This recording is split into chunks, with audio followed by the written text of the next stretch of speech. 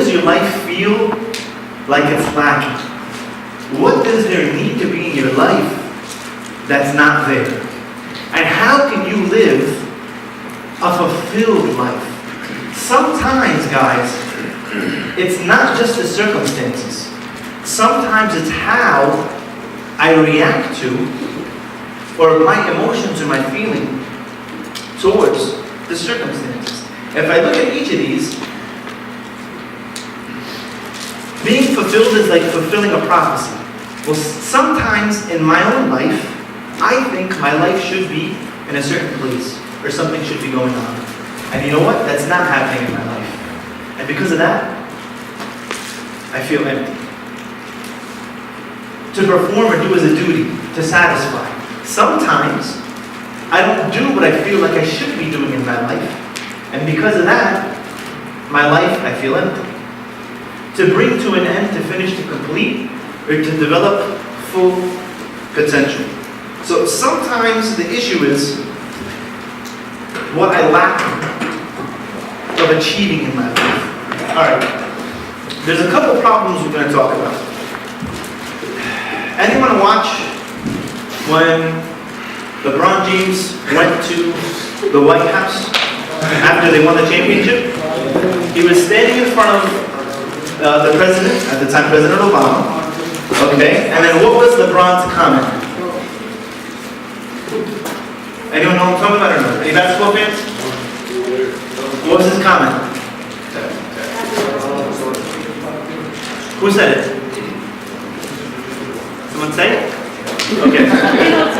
LeBron looked at the camera and said, "Mama, I made it."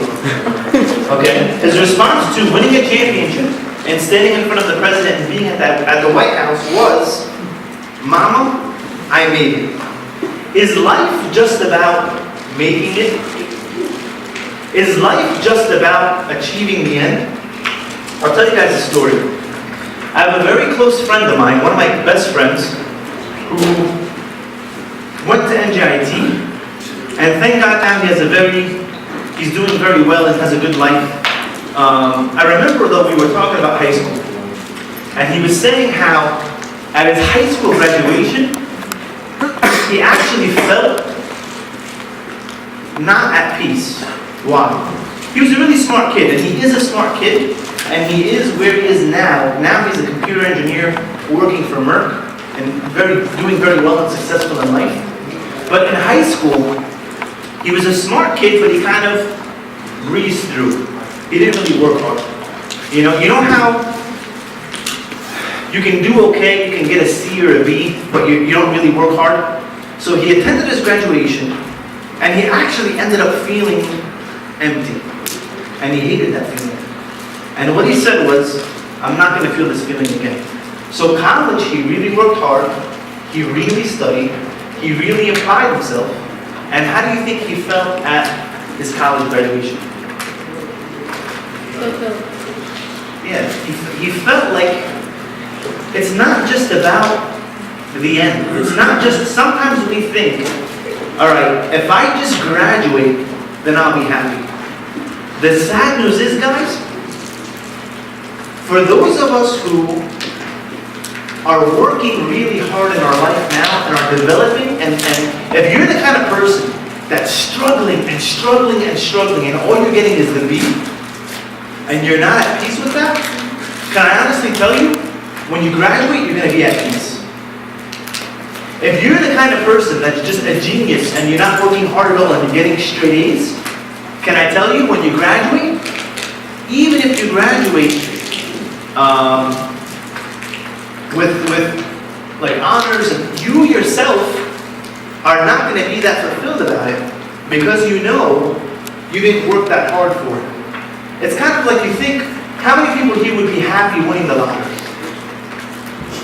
How many people would be happy winning $1 million, $5 million, $10 million in the lottery? So why?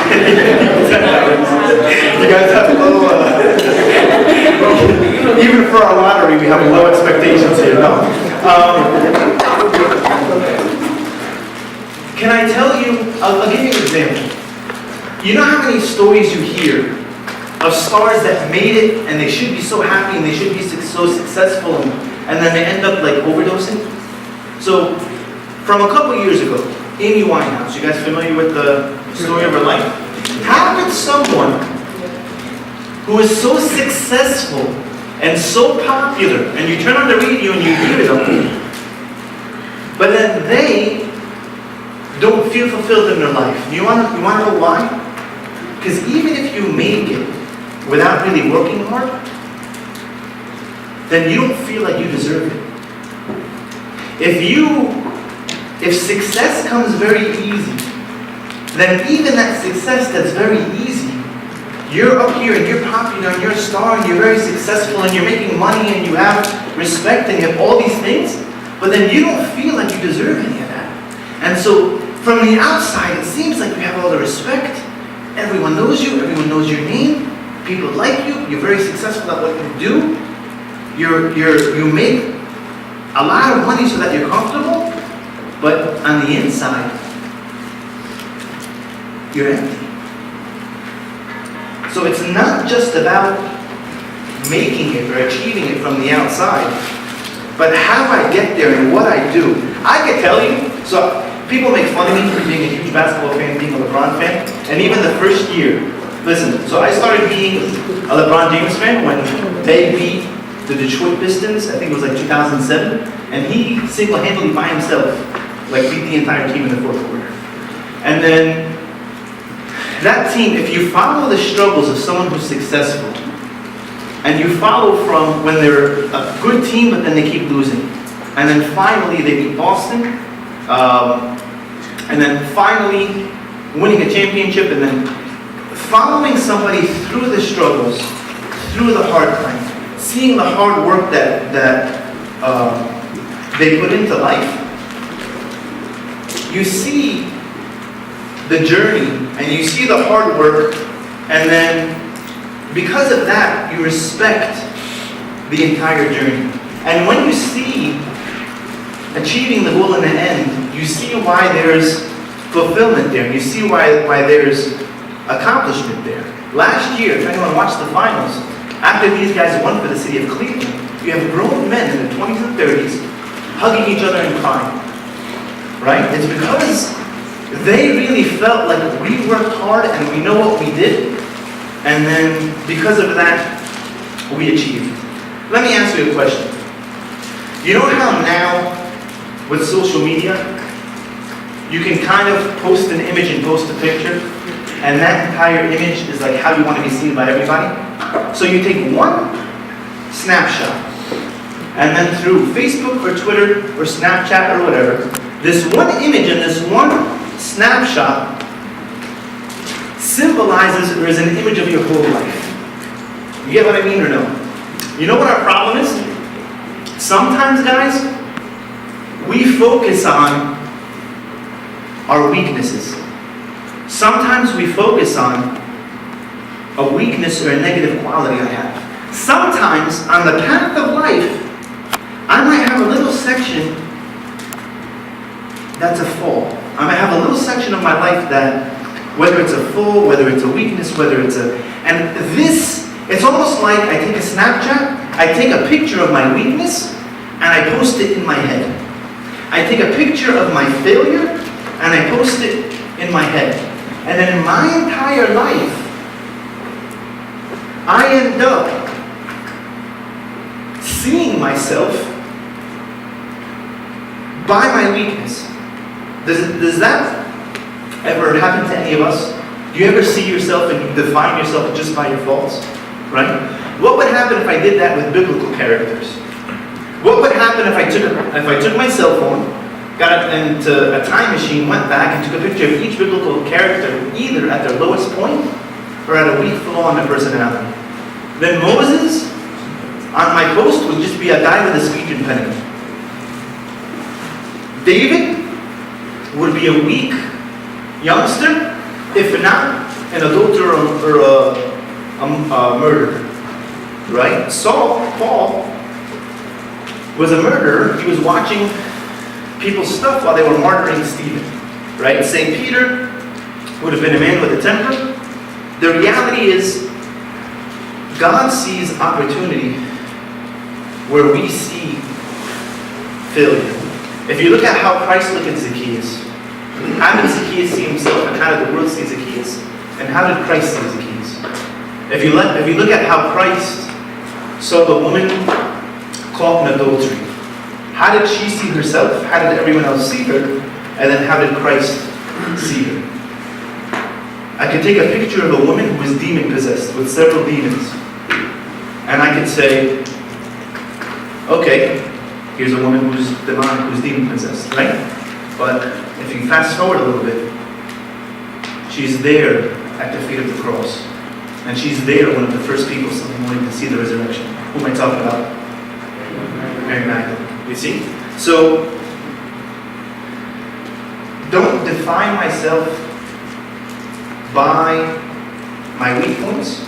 Don't define myself by my faults or the voids that I have in that way. The thing is, though, in one way, seeing my faults is actually a gift. Those who know me, those who hear me talk a lot, I always use this example. Why are people rude? Why are people rude? Yep. Well, I never heard you say it. Okay. I heard a monk said it like last week. He said it's their shadow. So like, say somebody would make fun of you and would be like, why do you think you're so good at, I don't know, basketball? Yeah, it's probably just because he's envious of you playing basketball and he's just not good at basketball. Exactly. Why are kids bullies? Why are people rude? And why are kids bullies? Is actually because of their own insecurity. See, rudeness is the weak man's imitation of strength. Rudeness is the weak man's imitation of strength. If someone is rude or if a kid is a bully, it's because of their own insecurity that they feel like they have to act up and put others down to pick themselves up, right? Guys, it actually takes a lot of confidence, it takes a lot of self-worth to be able to humble yourself for the sake of another. It takes a lot of security to be able to humble yourself for the sake of another person. So when we see our weaknesses, if you look at Moses' life, Moses from 0 to 40 was raised by Pharaoh in the palace in Egypt, right? Then from 40 to 80, he was running away in the wilderness. And then when he was 80 at the burning bush, he was called to lead the people of God. If you look at Moses for the first 40 years, he thought he was, imagine you grew up in the house of Pharaoh. Imagine you were raised and taught with all the wisdom of the Egyptians. If you want to talk about affluence and material and money and education, he had everything. For the first 40 years, Moses thought he was something, right? But then when he killed the Egyptian, what did he end up doing? Fleeing. So for the second 40 years, Moses was learning that he was a nobody. So for the first 40 years, he thought he was a somebody. For the second 40 years, he learned that he's a nobody. And then for the last 40 years, when God called him, he learned what God can do with a nobody. So in one way, for me to realize my weakness, if me realizing my weakness makes me rely on God and I put my hope and my trust in God. So if I think I'm a somebody, and through circumstances in life, I learn that I'm a nobody, and then that makes me trust in God, then I'm going to see what God can do with a nobody. Okay. It comes down to, a big key of this is being selfish versus being selfless. If I'm all about myself, if I'm all about my ego in me and what I want and making myself happy, okay? The opposite of that would be being loving, being given, looking to serve others. You guys, a couple of years ago, Rick Warren wrote that book, Purpose-Driven Life. Did you guys ever hear of it? Did you ever hear of that book, Purpose-Driven Life? So, several years ago, this was like a big thing. It was famous. And so many people in our country were reading. The whole point of the book is, God made us, and God has a point and a purpose for each and every single one of us. God loves us. And the whole point of the book is to realize that my purpose in life is to serve God and love Him. And my purpose in life is to serve others. It's crazy how that book spread and how many people felt the need. Because this is the same kind of thing we've heard in church. This is the same kind of thing we've been preached and we've heard. We all know that we need to serve others and we need to give to others. But it's crazy how much the general population was so thirsty for this kind of a message, and the book ended up becoming a bestseller. Sometimes we think of, okay, in worldly ways, it's just, I need to get a career and I need to take care of myself, and everything becomes about me and making money and for my family, for my spouse, for my kids, and everything becomes selfish. But the whole point is, everything is supposed to be done for the purpose of glorifying God and loving God, and everything is supposed to be done for the purpose of loving others and giving to others. How do you feel after doing something good? How does it feel after you do something good? Guys, I know no one sleeps on retreats, but please wake up. Interact with me. Feels good. Okay? You feel satisfied. How, what else? Confident? Accomplished. Good. Happy? Is this a good thing or a bad thing? Do you think after you, say for example, you're very sacrificial, say let's bring it here. Say for example, you're one of the people that wanted to make this retreat work, okay? And so for the past month or two, you've been planning and doing and contacting people and organizing and setting up. You've been going, for people that come and attend the retreat, you think okay, whatever, it's just a retreat. But for people that have been working behind the scenes, there's been so much effort to put this together. Say that the retreat goes through, and then it's a very successful retreat, people enjoy, people benefit. Okay? How does that make you feel after you put so much work into it? Realize God allows us to get that good feeling, and this is not pride. There's a difference between, say for example, there's something that really someone in need, and I help them. That good feeling that I get, there's a difference between that and between pride. That good feeling is the natural feeling of fulfillment that I get after accomplishing and doing and completing something. This is actually,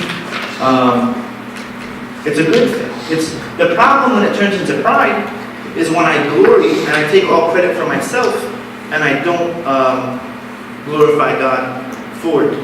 So I was mentioning to you Brother Lawrence, the man who wrote the book, The Presence of God. And even he says, when he was entering the monastery, he felt like what he wanted to do was empty himself to give to God. He felt like what he wanted to do was deprive himself, and he wanted to feel deprived. That's what he wanted from God. You know what ended up happening? God gave him the exact opposite. Instead of feeling deprived, he actually felt very full. Thank you. He actually felt very full and very fulfilled here. All right. So we talked about lacking self-worth or focusing on negative things. We talked about purpose, about not being about God, not being about others, not being sacrificial. Now, lacking God's presence. The reality is, as humanity, we were created to worship. You as a human being are created to worship God. That means that God made you to worship. If you don't worship God, you're going to end up worshiping something else. You're going to end up worshiping some other idol. Whether that idol is your ego, yourself, worldly things, money, your belly, your own desires. If I don't worship God, I will worship something else, because we as humanity were created to worship. I want to read with you the first chapter from the book of Romans, because this shows our story here as humanity. So Romans 1 from verse 18. It says, "For the wrath of God is revealed from heaven against all ungodliness and unrighteousness of men, who suppress the truth in unrighteousness, because what may be known of God is manifest in them, for God has shown it to them." What is this basically saying so far? We all as humanity have God within us. We all as humanity were created in the image of God, and we're meant to worship God. So when we as humanity do not glorify God and worship God, we know the truth and we're basically suppressing it.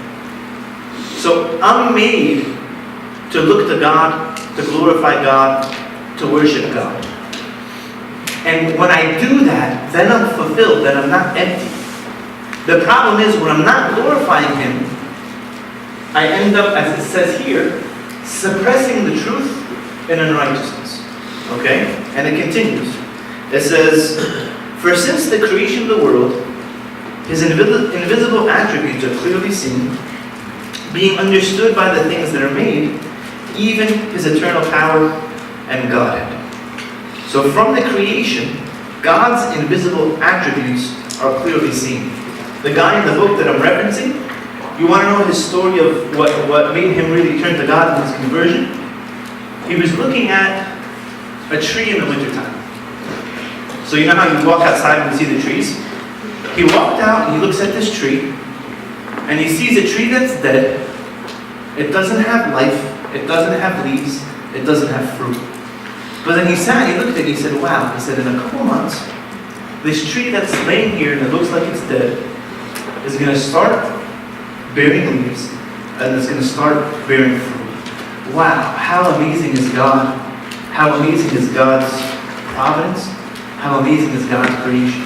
From looking at something as silly, or as something as simple as nature and as a tree.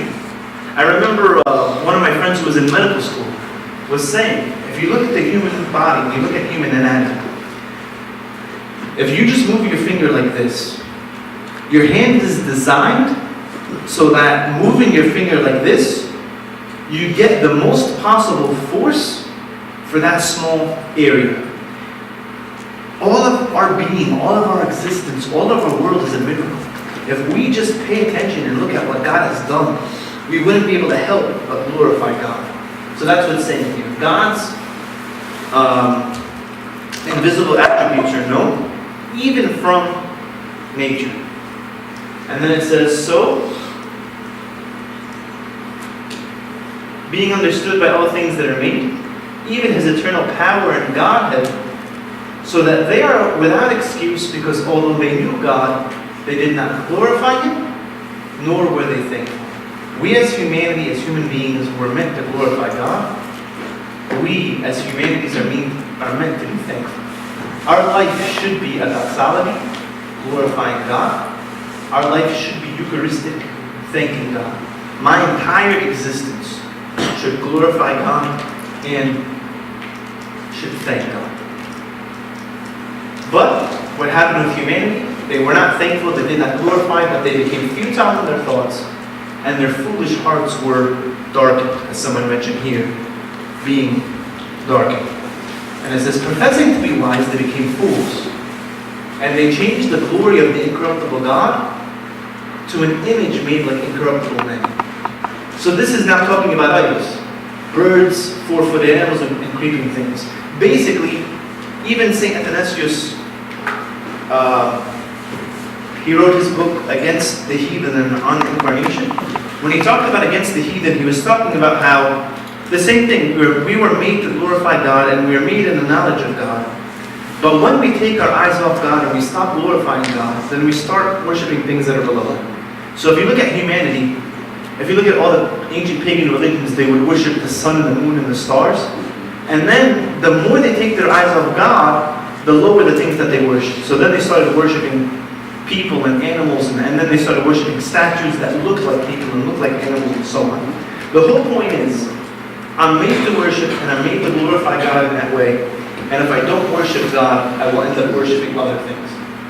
So professing to be wise, they became fools. They changed the glory of the incorruptible God into an image made like corruptible man, and birds and four-footed animals and creeping things. Therefore, if that's the case, if we step away from God, then God steps back because He's not going to force us to follow Him. And when God steps back, if He removes Himself, if He removes His face, if He removes His grace, then He gives us up to uncleanness, to the lust of our hearts, to dishonor our bodies among ourselves, who exchange the truth of God for the lie, and worship and serve the creature rather than the Creator, who is blessed forever. Our problem is we focus and we worship on creation without giving glory to the Creator. And if you know this remainder of Romans 1, he goes on to list so many other sins and so many other vices that I don't even want to speak about here. But because my point is, though, anytime I try to fill myself, anytime I try to feel fulfilled or feel happy or feel joyous or fulfill my life in anything other than God, I will come out empty in the end. Realize everything that God created is good, and everything has a reason and everything has a purpose, but it's meant to be used in a certain way to glorify God. And if I take God out of the picture, then I end up falling short. How can I find God's presence? Realize that Christ is the image of God, and we were created in His image. Realize that God is within me.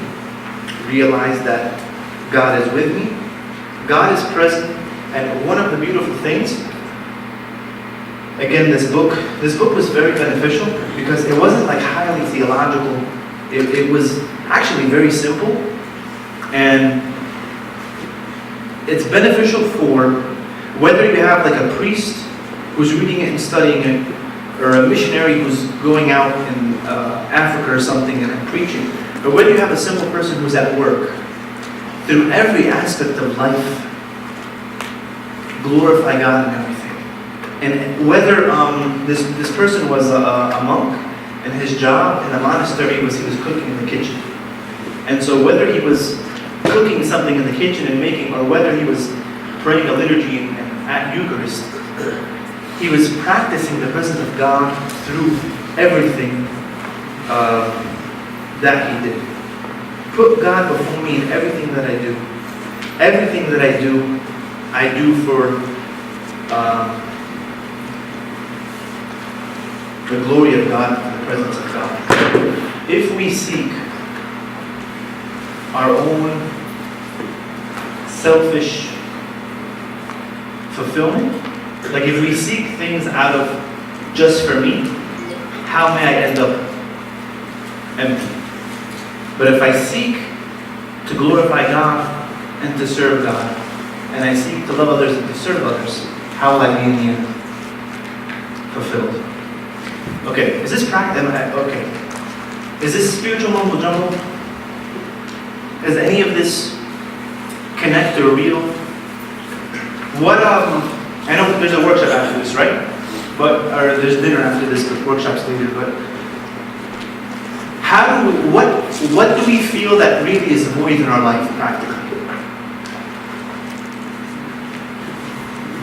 What do you guys feel that you're lacking? Where? Attention. Attention? What do you mean by that? I think a lot of bad friendships happen because friendships, you said? like attention, because you want attention from some people. Okay. So the most accessible people are sometimes not the best. So you end up making friendships that shouldn't happen. Good. Or relationships. So sometimes I want attention, sometimes I want friendship, and sometimes the kind of place to find that friendship fulfilled is the kind of people that drag me down. Very good. And so I end up doing what you guys talked about that last night, the herd mentality, following the crowd, right? Good. What else? Maybe voids in our own accomplishments. Voids in our own accomplishments, and what do you mean by that? So we live in a society that... You know what? Do we have another mic or no? Here? Would you mind? No, you can stay there. Would you mind? Just if you want to speak, just raise your hand and he'll bring the mic to you. Thank you. Thank you, guys. So, what do you do?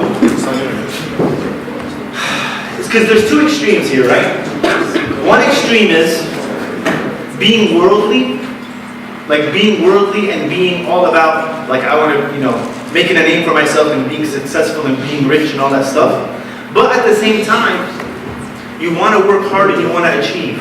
It's years of struggle because in a couple of years, you'll be working. In a couple of years, you'll be free. In a couple of years, you'll be making money. In a couple of years, you'll be able to be married. In a couple of years, you'll have a family. So in all these things, it's like you're there, but not yet. So it's living life to the fullest and glorifying God where you're at now. And in everything you do and in every step of life, glorifying Him.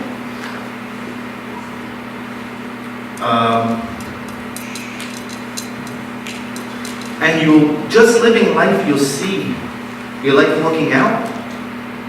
And very simply put, be filled with the presence of God. Realize you're created to worship Him. Realize you're meant to glorify God in everything that you do. Be not about yourself, but be about God and be about others. Work as hard as you can. Struggle as hard as you can. Achieve as much as you can. And I think that covers all the aspects of feeling void.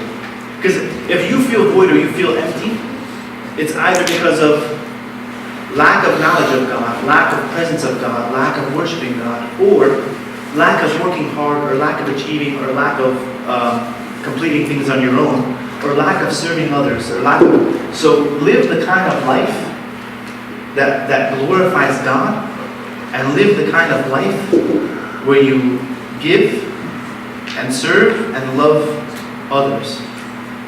In doing that, we will be fulfilled and we won't be void. And then, believe me, be faithful where you're at. If you feel like everyone around there's nobody to build you up, have enough courage to be on your own. And then God will send you the people to be supported. If you are lonely, you can't wait to be married. Keep being faithful of how you are now and preparing yourself and walking your life. And at the right time, God will send you that right person and it will work out. So be as faithful as you can in every aspect of your life. And glorify God.